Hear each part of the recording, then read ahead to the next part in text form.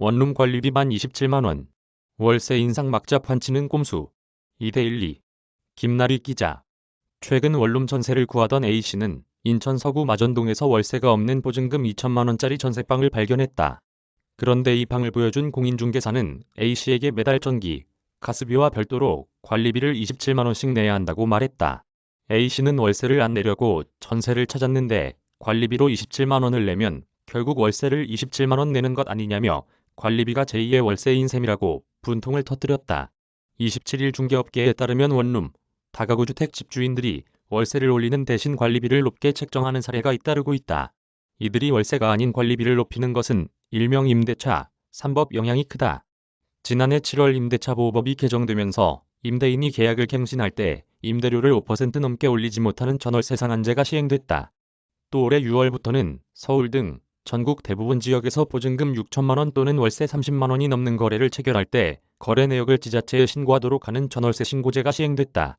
이에 일부 임대인들이 임대료 규제와 소득 노출 등을 피하기 위해 월세를 높이지 않고 관리비를 올리는 움직임이 나타났다.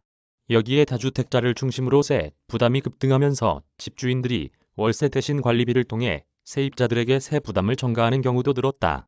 원룸이나 다가구 주택은 관리비를 부과할 때 아파트와 달리 별다른 규제가 없어 임대인의 일방적 관리비 인상이 가능하다.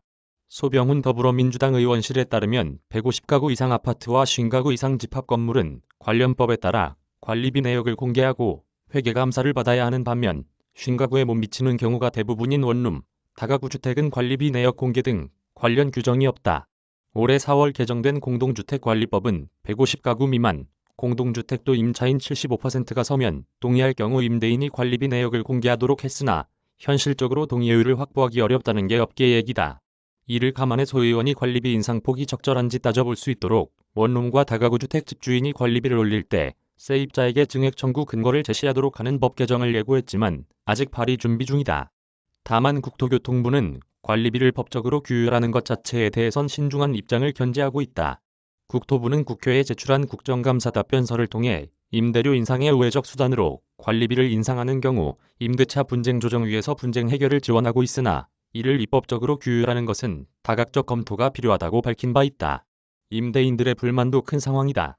원룸 관리비를 올리기로 했다는 임대인 B씨는 임대사업자를 하라는 정부 정책에 맞춰 임대 등록을 하고 시세보다 저렴하게 임대해왔는데 이번에 종합부동산세 폭탄을 맞게 됐다며 이제 월세는 물론 관리비도 올리고 주차비도 받아 세금 낼 돈을 모아야 할 것이라고 한탄했다.